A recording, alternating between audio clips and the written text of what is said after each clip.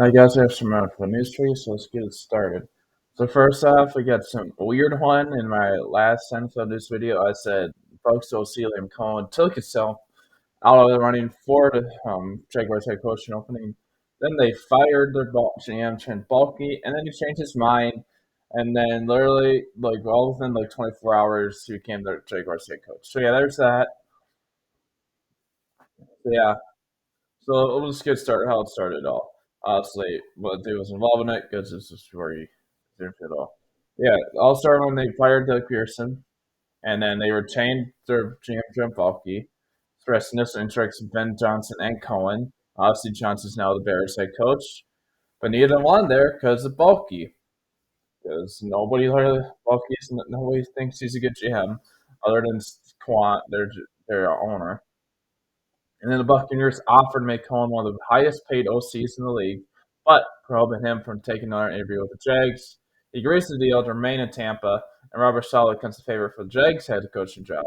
Shad Khan, the Jaguars owner, decides to fire Balky, and he offers Cohen a lucrative deal. He's going to coast Todd Bowles, Buccaneers head coach, and gets on the plane to Jacksonville for a second interview, violating the Buccaneers' condition.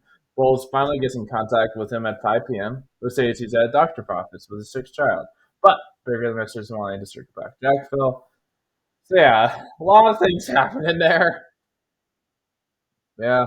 I don't know if when we know they're all scheduled, I would like to see if they face each other this year.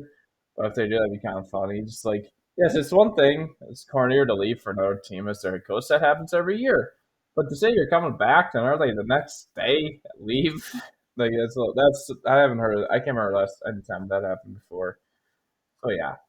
And the Jaguars rookie wide receiver Brian Thomas Jr. has been named to the Pro Bowl roster. He is on the replacing Ravens wide receiver Zay Flowers on the ACA team. So congrats to him making his first Pro Bowl. So yeah. And then we got a firing. The Texans have fired offensive coordinator Bobby Slowick. He is 37. He went from being one of the hottest head coaching candidates just last year to being unemployed. Under Slowick, the Texans finished the regular season ranked 22nd in total offense, 21st passing, and 15th in rushing. The Texans have typically parted ways with team president Greg Gridson. The team also announced. So it's a couple guys Houston's moving on from. They dang that really that trade's pretty quick for Slowick. Like kind of reminds me of Brian Leftwich a couple years ago for the Bucks. Like it's Brady's second last year. After it, he was considered as a top head coach candidate. He decided to stay another year, and then now he's probably working somewhere, but he's not even a coordinator. I don't know where he is, but yeah.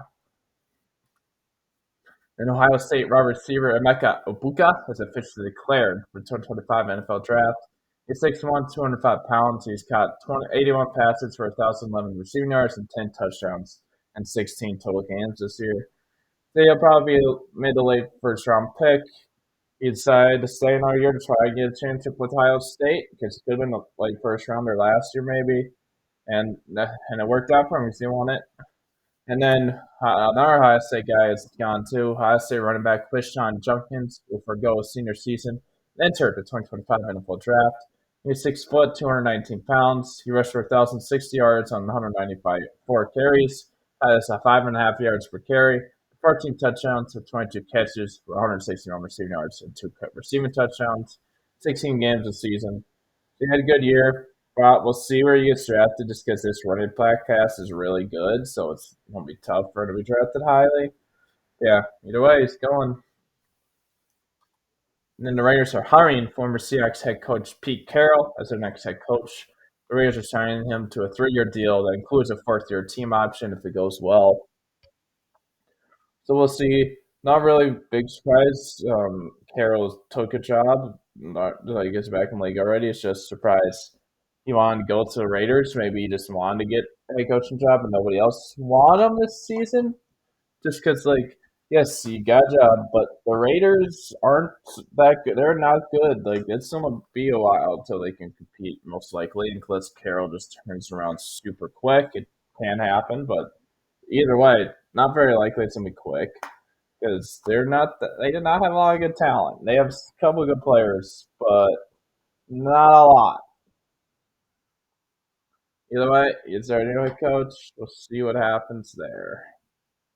And then Patriots safety Jabril Peppers has pled guilty to a cocaine possession prior to domestic violence trial. He is 29, admitted to a judge that he's possession of cocaine following his arrest for domestic violence in October. He's accused of putting his hands on his girlfriend's neck and smashed her head against the wall, where he allegedly pushed her down the stairs at the argument in his Braintree apartment. So yeah, we'll see what happens there with this trial. We'll see what he gets sentenced, and then if he'll probably get suspended by the NFL. You would think too. So yeah, the Rams QB Matt Stafford has suffered four fractured ribs in Week 15 versus the Niners.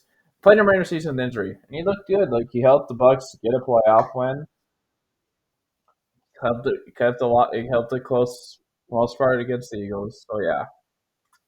And then Broncos assistant GM Darren Moogie is now being hired as the Jets' new GM. So the Jets got the new head coach and GM, so they're done there. Now they know they need to figure out what they're doing in the offseason. And the 49ers are expected to land Robert Saleh for a second stint as their DC. He's going back there. That's where he was their DC for a couple of years before the Jets hired him as their head coach. So now he's back in San Fran. The Bengals are finalizing a deal with Notre Dame defensive coordinator Al Golden to become their defensive coordinator. So yeah, we'll see how he does. He did help Notre Dame make it to the national championship game. They did lost, but they still made it there. So we'll see how he does, if he can help turn around this Bengals team. The Chicago Bears are hiring Declan Doyle as their OC and Dennis Allen as their DC. Declan Doyle was a Broncos tight end coach. Now he's going with Ben Johnson. You'll like help with game plan honestly and stuff. But Ben Johnson, I'm assuming Ben Johnson's still gonna be calling plays, so he won't be doing that. And then Dennis Allen is a former Saints head coach. He's been a good DC. He just has never had the greatest time, 10 years as a coach. So yeah. And then the Seahawks are hiring Clint Kubiak as their offensive coordinator. And then there's the Saints former OC and Vikings OC. So yep, they got now the Seahawks have a new play caller. We'll see how we do this year. The Lions are promoting linebacker coach Kevin Shepard to their defensive coordinator, fill the shoes of the decorated DC Aaron Glenn. So they got a new defensive coordinator. So he does replacing him. And then the Cowboys are hiring their own OC Brian Schottenheimer as their new head coach. And they've also hired former Bears head coach Matt Eberflus as their defensive coordinator on their new head coach's staff. So see how Schottenheimer does. Yeah, it kind of reminds me of last their two head coaches, couple of coaches ago. They hired Jason Garrett as their head coach, and he was their former OC before that. So yeah, we'll see how he does. But guys, that's it for this video. Thanks for watching. Hope you have a good day.